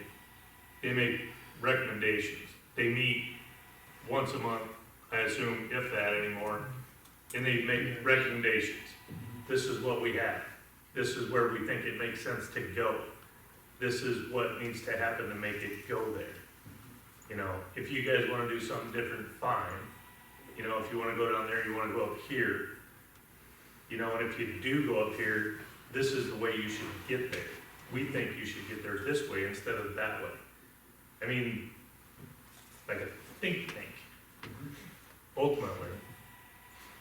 Do you see this, So these subcommittees would report to the park board or committee versus us, and then the park board or committee would come to us? that's what I was just gonna say, do you see like the Sports and Rec Committee and the, you know, Bike Trail Committee reporting to the park board first and say, here's what we wanna do, and then let that board vet, yeah, this may be possible, if not, or we need more information on that before it comes to city council, and then they bring it to city council? I think it's a good way to phrase it is not necessarily that they report to that board or But that's like, have to operate the way that board says they need to operate. It's really not that at all. It's more of a vetting group to be able to say, hey, we think we're gonna raise a bunch of money for scoreboards. What do you think? And vet those things through that board and, kind of get some of those things. Board vetted out that way. recommendation. Exactly, they move their recommendation up to us. Gets us more of a singular focus, we'd have one group of people or representative yelling at us rather than several. Would they then in turn, come August, just one group be coming to the city for fund requests, or would they individually be coming to the city for fund requests? Because I see Park and Rec, or excuse me, Bike and Rec, as, you know, pretty self-sustaining and, you know, taking things as they go. A good example is the next edition, phase 5. I have a hard time visualizing, if I understood you correctly, sports and rec speaking on behalf of bike and rec. I mean, did I misunderstand your interpretation You might have, yeah. there? Okay, I thought you were putting it under one umbrella or one organization. You know. I think Jeremy's example, Scott, was if the 501(c) sports and rec had to go through a board or a committee clearinghouse. Oh, sure, yeah, Before it came to the council. that's a good point. Yeah. You know, does that Mhm. nonprofit go directly to the council, get on the agenda and go to the council? Or do they have to go through a clearinghouse called a board or a committee? I think that's what Jeremy was. Okay, copy that. And I'm not, you know, anybody can, I think in the long run, you'd like to see it vetted through a board or a committee, but ultimately, I mean, they're a nonprofit that has been getting funding from the city, so I would certainly think you could tell Teresa and get put on the agenda and they could speak to, you know, whenever. Absolutely. So I don't think it's a non-starter that you say, you know, if you don't go through these 7 appointed people, you know, or if you don't go through them, you can't get to us, cause I just don't think that doesn't make any sense, but ultimately you'd want it vetted, you know. I think that'd be a good filter, you know, if somebody said, hey, we wanna put up a $300,000 hot dog shack, you know, what do you think? I think it's gonna get shot down, you know, but yeah, you can go make your pitch, get on the agenda, make your pitch, but. That's a lot of processed pork. You can't go wrong with a good hot dog. So, I don't know. So where do we go from here? It's old business. Do we need to put it on as a new business to take some type of action, or? No, and you can take action, and there's just it's under old business, because we discussed it last month, so it's just Yeah, we tabled it an last ongoing week. agenda item, yeah. Right. So I mean, you can do any action you want. Have we moved as far as to have anybody in mind for these positions? I think it's premature to talk about. Okay, that's all I need to know, it's fine. Would be definitely looking for a good group of people, and we want, you know, applications or something like that. You know, if you guys have people in mind, I'd wanna know who they were. Kind of work through that piece of it, but I think the next step would be to say, hey, we kinda like this committee draft you have, Teresa. Let's make these tweaks to it, and let's get it on the agenda as something we're looking to approve. Or we like this ordinance draft you like here, Teresa, let's get that one on the agenda and move forward with something like that. Okay. Or we don't like it at all and it doesn't hit any agendas. Other than the money, what is the main difference between setting it up either on ordinance or whatever the other committee? Or committee, What's basically, that's the only difference. that's the only difference. Yep, they're both, unless you wanna tweak something, but they both have 7 members by voting, and, I mean, basically, they're all set up how they're written now, but we can tweak them, yeah.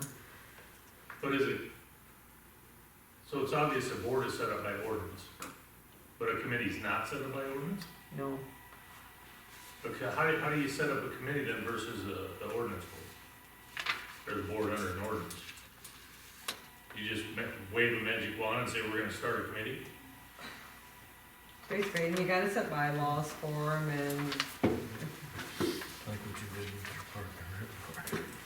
You don't have an ordinance, do you? right, basically, it's back to when we set up the pool committee, the bike record, before they ever became 501c3s. They weren't 501c3s to begin with, they were all just committees under the Right, city. that's my point, yeah. And they're not appointed or anything like that, those No. committees. Those are all volunteers. Yeah. Right. And those are just. And none of them are volunteers, paid spots. but- Nope, they weren't, nope, they weren't paid. It's kind of See, basically the same way but we're just taking honestly, into. Honestly, I think volunteers versus appointed people, that's a double-edged sword. Because, you know, some volunteers are rock stars, and some, I feel, are self-serving. You know, so if it is a board or a committee, I think ultimately you can guide that a little bit.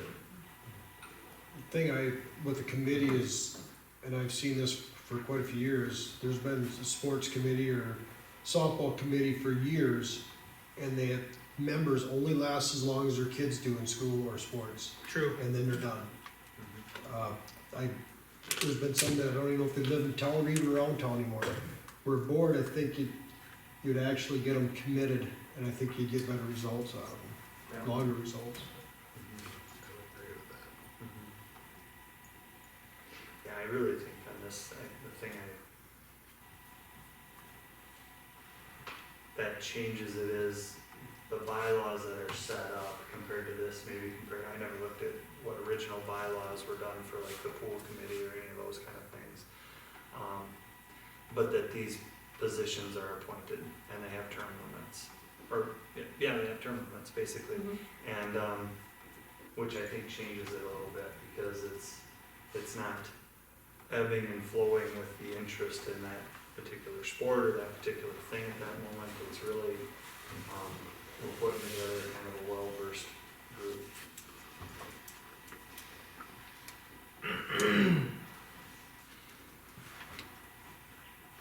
So, we technically could put it on the agenda, couldn't we? Put it on the agenda to have both of these presented, and we could adopt one at another meeting, and we could not adopt another if we wanted to.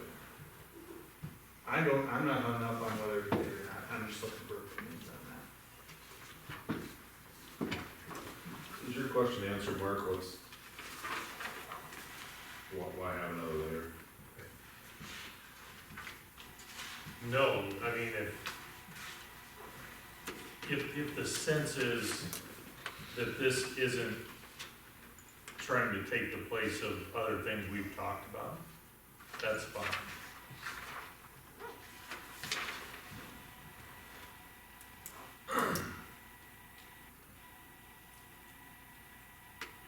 I'm not sure if this answers it, or if you two are still thinking, but, it's kind of like, it kind of feels to me like if we would have hired an economic development director before we had a chamber, or before we had an HEDF out there, and we said, yep, go out there and just do stuff. And this really helps set that board up and give a person direction, if we ever were to hire that person. That does make a good point, yeah, but who does the park and rec director report to? And we kind of lumped it in under Teresa. But who gives him direction? You know, there was not a lot of direction from the city with Nathan's position. A couple of us, Arden and I, told him to chase some low-hanging fruit. Right. And then we circled back about midway through and said, I see you haven't gotten that yet. Maybe you should get after that. And long story short, he had his focus, and it was different than our focus. And hopefully this group helps to make those things very crystal clear, and there's a whole lot of people who are invested in that. Ultimately, I just want to know what the intention of the direction is, because I'm realistic enough to know, I've seen the HADC, I remember when the HADC had one member. You know, I've seen that strong, and I've seen that one person. And I've seen the chamber struggle at its inception, and I've seen it thrive, and I've seen it have its growing pains. I've seen the sports complex committee have its ups and downs. The pool committee, when the pool committee literally found out that there wasn't enough money for that Olympic pool, we had the kiddie pool expansion, and then the water features, and then they dissolved and didn't tell anybody. Just, True. Yeah. so we seen that. And ultimately, but then you take the Jamboree Committee, I mean, they've been going strong, you know, they had a hiccup a couple years ago, but they've been going strong for years and years and years, unpaid. You know, there's a group of volunteers that love to throw that party, and God bless them for it. But I'm realistic enough to know that whatever we decide, and whether we give them good direction or bad direction, ultimately, it'll come down to the people that are on that board, whether they're gonna run with it and make something of it, or whether it's just gonna, nobody wants to do anything, nobody wants to report, no, you know, ultimately, it will live or die by who's appointed. Yep. Whether they're getting paid or not. Because whether we wish for it to be successful or not, it won't matter. Right. So, Yep. 100% true. just because we put it into motion doesn't mean it's gonna be a huge success, especially right from the gate. Right. So, like I said, I just wanna know where we're going with this, if this is a catch-all, whether this replaces something, that's all, I just wanted some direction. So, Do you feel like you got that? I do. Because I'm just crystal clear. You are, Thank you. you are, and just for the record, you haven't brought up your street yet. I know. Or your property, I know. so, and we're getting further down the agenda, so if you're going to, We're you need to make your move. All right, So we wanna see it in January again, we have time to talk about it, think about it, draft it. Okay, so you've already done a pretty good job here, it's just a matter of maybe hammering out some. Good time on it. I mean, when I look at things, I see a blending of Harrisburg and T, there's some options, but it's a matter of how do we firm that up? If everybody needs another meeting to digest this and then give more direction on these two models next time, I'm good with that. We can even just put it on the agenda as discussed. Discuss this and put it on there, as long as we're gonna get somewhere with it, we got some pieces on there where you feel like, hey, I want this or I want that. I have one more question. No. Because every one of these examples referred to city staff being part of this board or committee. Correct? Did I see one that didn't have, Either way, 7 members, yeah, I'm proposing 1 staff member be non-voting, so, whether that be, well, when we talk about city staff, no, It's honestly, Jesse's turn, isn't whether it? that be somebody from but public works, honestly, or when whether we, that when be we a talk new about park city director. staff, Hmm. I think ultimately this would either come down to you or Craig. And I'm curious, see, Teresa doesn't want it. And I'm not, granted, it'd be only 1 meeting a month, but does Craig wanna do 1 more meeting a month? No, he doesn't. Does Teresa obviously doesn't. Well, we have city staff budgeted for a title of park and rec director. That's true. Does that need to be in there? I mean, what are your thoughts on all of that, Craig? If we don't have a park and rec, I would just sue myself be on it, just so I know what the guidance is going and try to keep things steered with our budgets and what I see going, but if we have a park and rec person, I think that'd be, I think it'd be, if we have that position filled, I think we really need to have a park board, something for him to get some guidance from. Because before, he didn't have it, he was getting hammered by the soccer people, he was getting hammered by bike and rec, he was getting hammered by the softball people.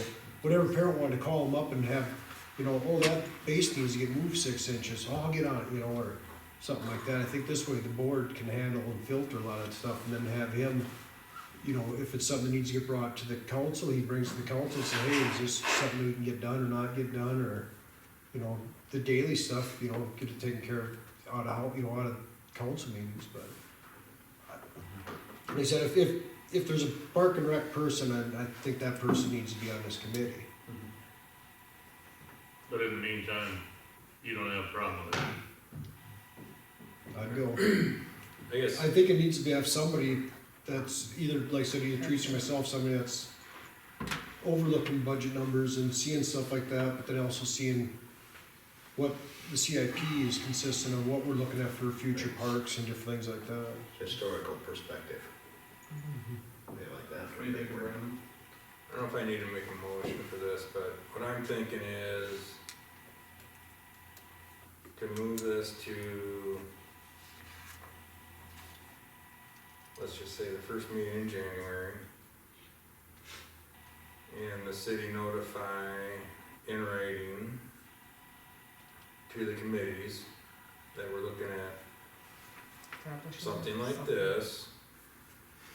And it's gonna be discussed at First meeting in January. first meeting in January, so we don't run into Come give your opinion.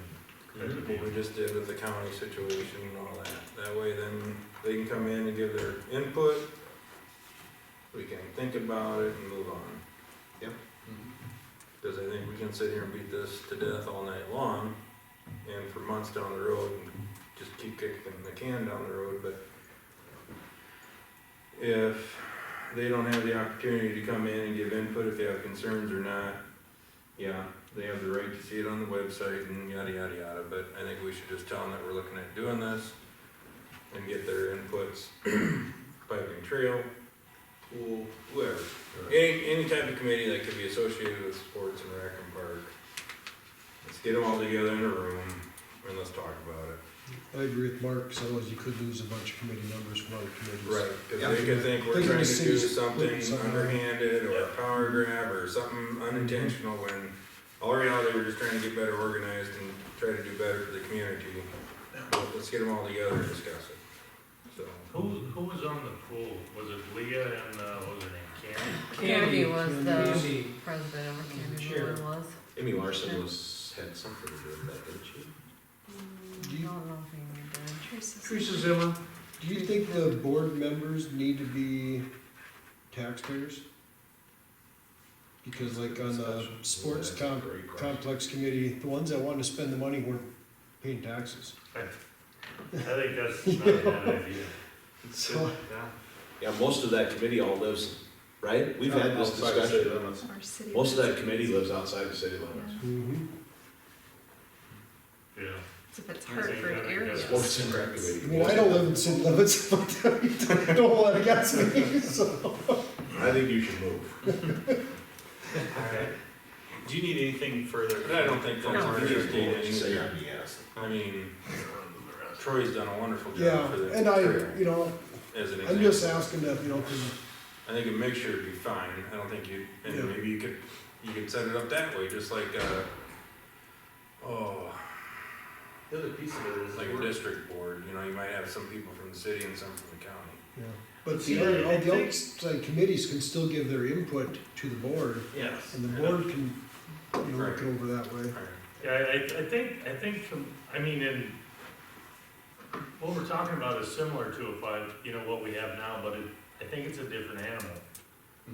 Just because it's not a nonprofit, it's gonna be appointed, and, I mean, nobody would stand to appoint somebody that didn't live in the city limits on planning and zoning.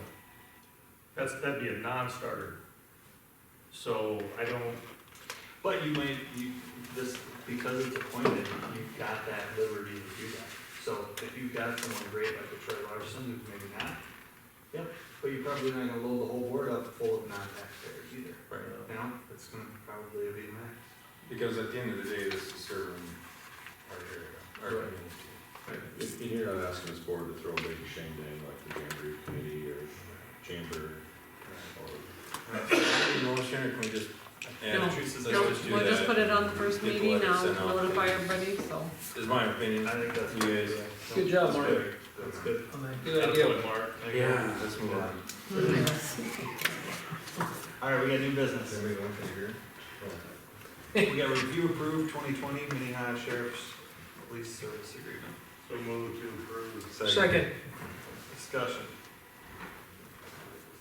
Hearing none, Brenneman? Yeah. Monahan? Yeah. Jones? Yep. Keel? Yes. Nelson? Yeah. Lancer? 2020 Animal Control Contract. Motion approved as written. Second. Discussion. Nelson? Yes. Lancer? Keel? Yes. Brenneman? Yep. Jones? Yes. Monahan? Yeah. Any engagement letter from Quan Bergman and Post from the city's 2019 audit. Approved Palm Bergman Post for 2019 city audit. Thank you. Discussion. Yes. Did I see 10% increase, is that right? 25%. 25% increase. Went up 2,000. Yeah, so I did contact them because I saw that big jump and Yeah. basically they noted that, you know, they've had set fees for several years and then they finally last year went down and broke it back as far as actually how many people, how many hours they were spending on the audits. And they says they barely covered the salary of the people coming here, so they did that for every community that they do or every one of their audits and they had to adjust it so that they could, you know, justify the fees coming out. She did say this is an estimate, 10,000. If it's less hours this year and we don't spend that much, you know, it'll be adjusted accordingly.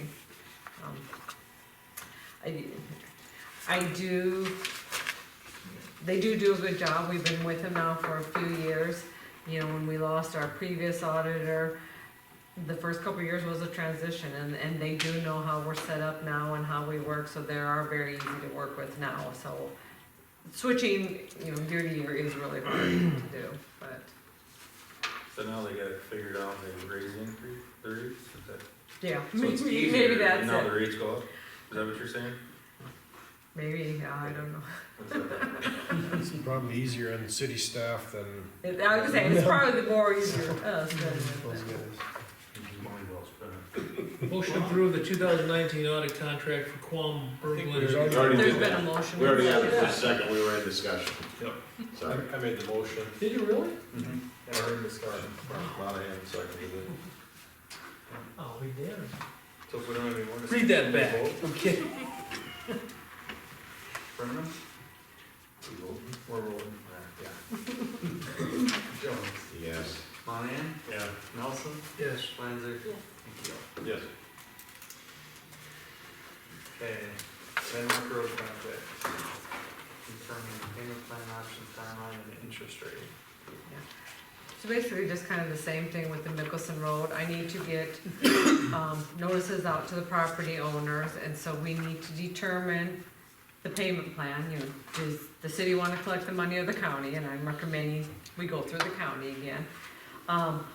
What the, timeline's gonna be, how many years we're gonna let them take it out. In the past, we've gone out 10 years for street projects, that's up to you. And what the interest rate's gonna be, and once again, in the past, it's been 10%. It's always set at a high interest, hoping that they'll pay us, you know, right away versus we be their bank, so.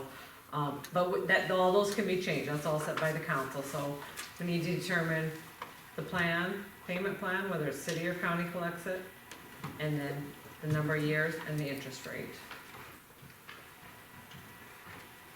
But what's presented is through the county, right? And that's what we typically do. Yep. 10 we've always- years Yep, through the county. yep, so this is all what we've done in And the that's past. what's proposed right here that I'm looking at. Yes, and that's what's proposed and what you're looking at. I'll make the motion that we, accept what's proposed for the Vandermark Road project as far as payment, timeline, and interest. The new resolution is passed though, so they'll eventually get till October 1st of 2022 That's to when make the 10 payment 10 to the years will city. start. Yes, the 10 years will Yeah. start next year, according to our new resolution, so it's not that 30 days. Yep. So just to be clear on that, Is that this is motion? just when it It does was. start, yeah. I don't know that I've ever heard anybody make a motion and the city administrator go on like that, but it's all good. She's part of that motion. She doesn't, before anybody can jump in and make a second, goes on a tear, but that's all right. Okay. Do we have a second? Sorry, I'll just. For discussion, I'll second. Okay. I thought we changed the interest rate on on the Mickelson project. Was it 7%? Yeah. So, on the Mixon project, it was just sidewalks, it wasn't street, and we went out 5 years and we went to 7%. Okay. And the most you can do sidewalks is 5 years, but a street you can do 10, so. And then we did 7%, so. So clarification, you said that they would, if they wanted to pay in full, they will have till October of 2021? 2020, next year. 2020, Yeah, because we completed it this year, so they have till the following year, so. okay. Okay. And that's Because according to our paying new full resolution. anytime prior to that. I thought we interest missed that rate. deadline. We missed a deadline for this year.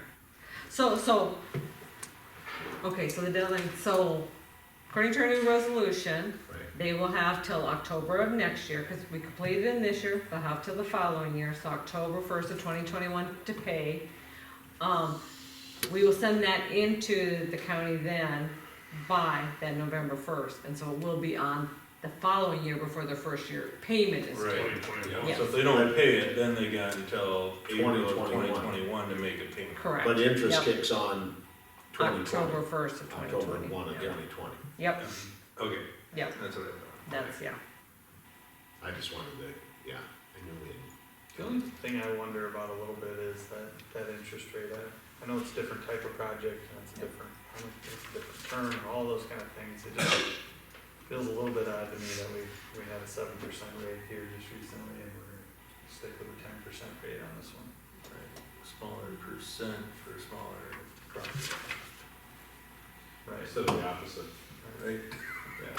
And I think, honestly, I think 10%'s pretty high. I don't ever recall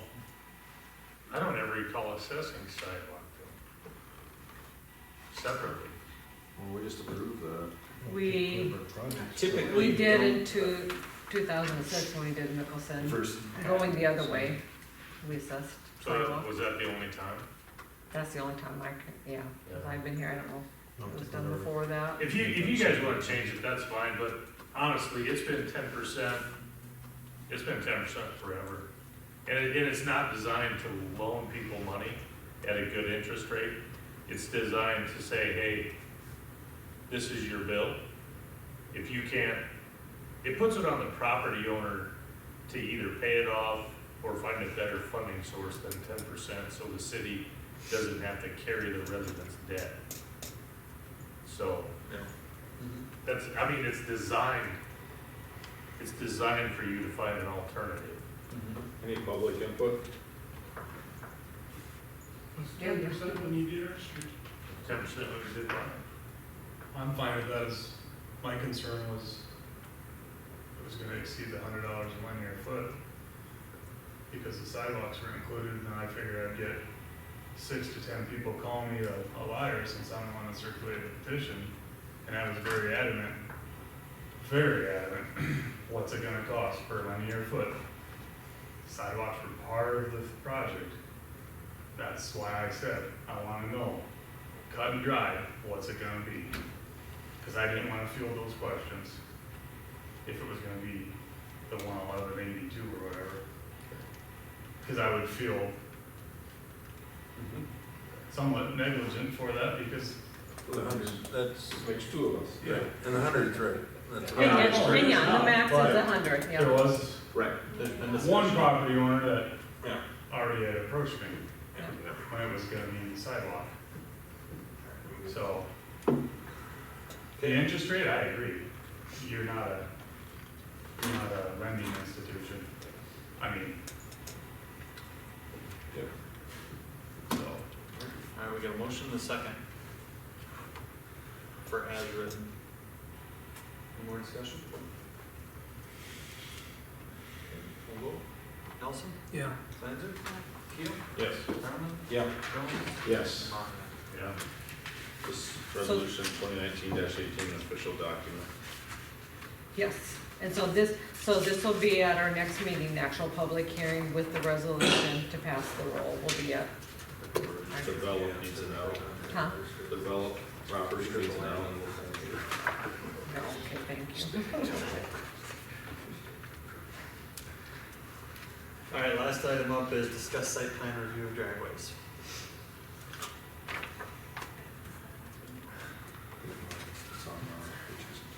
You wanna start, Travis, or you want me? Take it away. Yeah, go ahead, John. Well, Travis had called me, there's been discussion a few times over grinding curbs versus having them tear them out and pour them.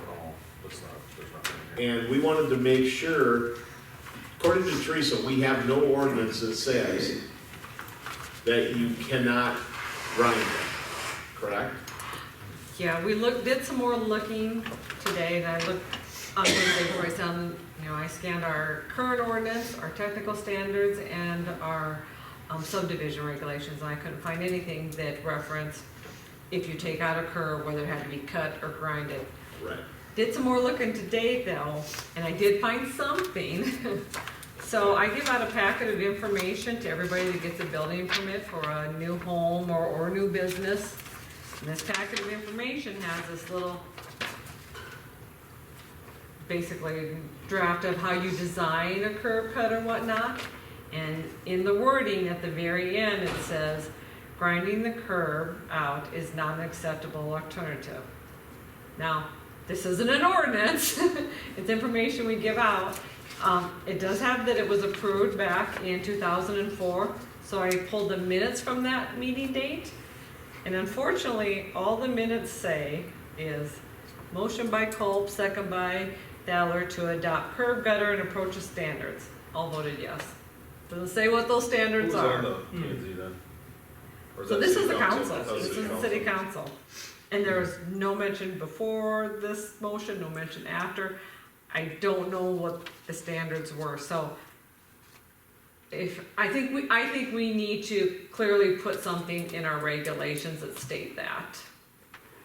Cause I don't think we do have something. We've always given them this and told them to cut it, but I'm thinking it kinda got added as it went on, as we found problems with it, we just kept adding to it and never really got it in an ordinance or in our standards or something. So the other question that we had on this, and in the notes, it says site plan / driveway review. Site plan, Mitch, do you look at that, or do you make a recommendation that it should be poured, or? Not, if there's a site plan that's presented to city staff and city staff asks me to review them, I will review them. But I don't think, we don't But you've typically never really review looked at single family Uh, site plans.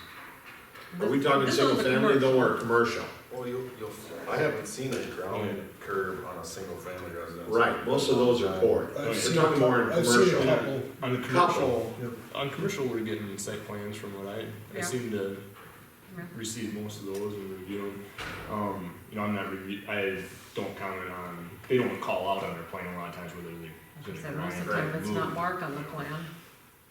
So the question is, does this need to go to P and Z to work this up? Do we, how do we, if we wanna add that to our ordinance, that they need to be poured rather than ground, what's our step? Do we kick this back to planning and zoning and let them work that out, or? I'm gonna kinda ask Mitch, do you think this is more of a technical standard thing, or should it be? I think it should be in- on your building permit for one, just as you have some conditions on there, I would think. I think you should draw some ideas up in your Yeah. plans. Just- And then, Just out of curiosity, why can't we just put a B or a C in the ordinance that says there will be no curb grinding, period?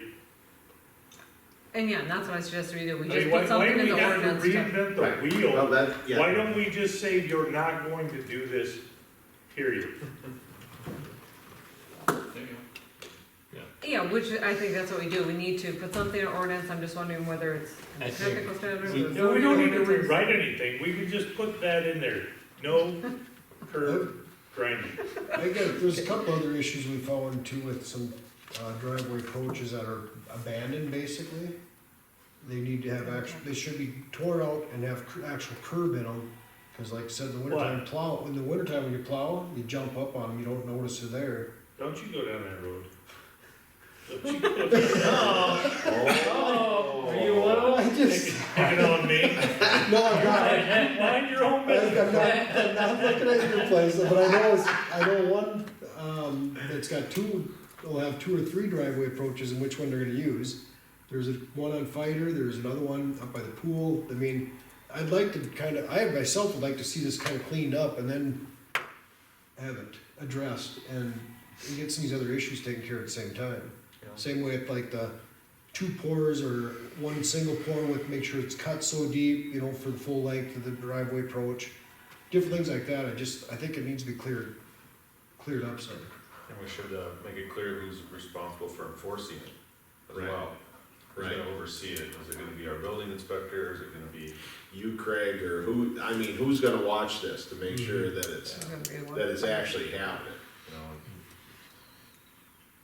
comes to my attention, property owner, ABCD, all tore it out and replaced it, and then you get a few scattered in that den, and then the next few do. Yeah. I think we can figure out where it needs to be in the ordinance. or- Yeah, so we just need to figure out where it needs to Sounds like be you and just then want it bring something to you not guys allowed. to approve. Yeah, we can figure that out. So how would you do that? You'd almost have to, the current, whatever they're called, entryways, the current ones would have to be grandfathered. And moving forward, what would you say? You just say that you can't pour an approach that doesn't lead to whatever, a structure or parking lot or. Why would they Well, I have to be think most of the grandfathered? approaches that we have now are ones that used to be old driveways that led to an old house or Old something. driveway? Yeah. And then the house got tore off or removed from the lot, and then a new one got put in with a new driveway, and In a so, different place? in a different place. So That's- whose that's the one by the pool, responsibility would that's that the be one by though? Would that be the property owner to I would say property. replace a curb or the city's responsibility to replace a curb? I mean, they're the ones that flip-flop plans or switch, Or- tore the house down and built a new house on it Way and out. flip-flopped it, made the driveway over here Yeah. instead of over here. Hmm. They tear the driveway and everything else out, but they don't do anything I with think it. the house is second in Vandermark. That one there is one of them. There's another one up on Fighter, that new house that just got Yeah, moved in up there, and those 2 house, lots yeah. up there. One by the pool. Yep. I think Well, they should have I to think get there's a the couple curb of those out. too around. What's that? They should have to take the curb out and put everything new that they need, like, But we don't have Driveway. nothing in there. It says if you had an old driveway approach, you have to replace the curb and gutter. and I'd assume Yeah. them, the said house would have to put in sidewalk too now, right? Yeah, that's, Yeah, and they did that, Vanward? yeah. Cause they didn't before, would they? I don't think it had it before, did it, on Vanmark and, It had it on the north side. yeah, just on the north side, just the second. north side, Yeah, yeah. not on the. But then they'll have to put it on, I think, Yeah, they're gonna put it, yeah, we've talked to them already about having to put it on both sides. right, but there would be a driveway on Vanmark that they'll now need to make curb. Right? they probably, we don't have it in place right now. There's no, yeah. So they'd probably slip under the radar and not be, but they've got 3 different approaches on that property. Yeah, That's something I think planning and zoning should look at. but on I'd the like Second to Street maybe side, not. though, they could grind it now, or not? Well, See, this is a legal question, actually. see, we've always If told them it's that they had attached- to. If it's attached to our building permit, Well, it's What not did you attached say? to it, so every building permit, I give out this information packet. information packet, And yeah. part of it is how you pour your curb and gutter, and there's a statement in it that we don't allow grinding now. Then that's what they're supposed to follow. And that's what they're supposed to follow. Yeah, this goes out with every building So permit. can we enforce But I don't know, those folks who haven't followed that standard? that is a good legal question. Yes, Okay. and then I wanna, what I'm gonna give you for the example is requiring egress windows in basements. Everybody had to go back and retrofit those things. Just listening to you guys, if somebody wanted to game me and they had 3 driveways, they could come in and say if they had the room, well, I'm gonna use one of those driveways to put a garage in the back. But what I'm gonna call the cripple ones that do nothing, I think you can make them take those out. You may have to sit and give them like a 3-year period in which to do it, so they had ample time, I think you can make them do it. But okay, so just to play devil's advocate, Larry, if you say we can enforce that, if I was in court with you, I'd say, you guys don't have anything in your minutes, you don't have anything in your ordinances. That was the city administrator, 2004, that was that person's opinion that he put on a piece of paper. So how do you fight when somebody could just say that was just somebody's opinion? I'm talking the moving driveway Craig's talking about, where they got 3 driveways and. Yeah, but I'm talking about grinding. Okay, and this, Okay. he's talking about the grinding. We're talking about grinding. So grinding is what? Tell me what it is. Well, they don't tear out the curb and pour a new driveway apron, they just grind out the curb Saw cut. to give them a spot to pull in. Okay, and there's no driveway apron at all? There is, but And it's, they build a new driveway. they just build a driveway, they just don't cut This the, portion of the curb, they take a grinder and cut it and grind it down, yep. yeah. You just go across Yep. it? Versus cutting it, it just looks worse. It's not as durable. It's not, it's not solid. And Right. Yeah. we said that they can't do that, but people have done that, is that Oh, it? yeah. That's the only piece of paper we have that says you can't do it. And we have 3 examples of people that have done it. You've done it irregardless of this. And fairly recently. Well, I think your point is you gotta say that you can't do it, and I agree with that. But it's not, I don't think we can make them do it with that piece of paper. Well, And then you okay, get if someone challenges us, we're gonna lay out what happened, here's what our minutes reflect, this is what got passed, we've handed this out the Yeah, whole time. which Teresa said our, This is what our ordinance says, and here's the motion, and did it, Judge? And if I had to, maybe I could find somebody that would claim to have been there, and that's exactly what those minutes said when they were there, and they recall it just like it was yesterday. I think Mark was there. Wouldn't be me. It was before me. But you, I got my 2004 council stuff here. I was not here in '04. you raise a point. Not There rated into could his be an draft. issue. Is the building permit application, is that approved in some way by council or part of the code? That's just something staff puts together? Yeah, every building permit needs to go to the What do city. you got, Larry? Yeah. I have a question, can anybody tell me what the uniform building code says? I'm sure it doesn't. I didn't see anything in that, but I was gonna look at the MUTCD, and I ain't gonna have nothing since traffic control. You potentially have, how many building permits issued since 2004? And if you start to look at all of those properties, what percentage of them have curb cuts, ground curves? And if you say you're willfully ignorant, that doesn't make it right. Right. And you're willfully ignorant by not reading the packet that you were given when you pulled your building permit. That doesn't make it right, that's not your out. Kind of like a grading room, what is it? Okay, it's- But like I said, I it's an think issue. just so we have solid ground, going forward, we just need to get something in our ordinance, so we have solid ground to. Yeah. So where do you move, is there any recourse, So, if I hear Larry talk, let's say that our code enforcer, now it can't be our code enforcer, would it be our building inspector? Who sends the letter to the property owner saying, hey, we've noticed that your, I think the What's building the- inspector. Larry's gonna tell you this once, if you're gonna ask us a question about what could happen in a lawsuit, I wanna go into executive session, sure, I don't have to spill the answer. okay, Okay. fair point.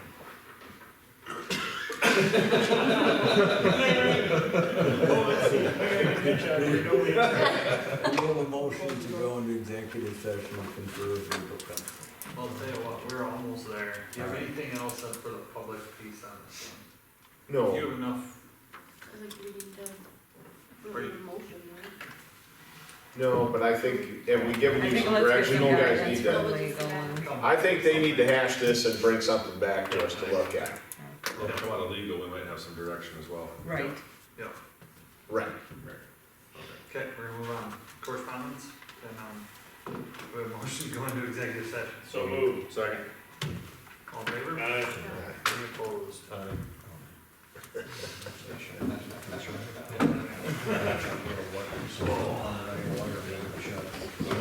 No, you guys, Motion to adjourn? This is what happens in Second. executive. All in favor? Aye.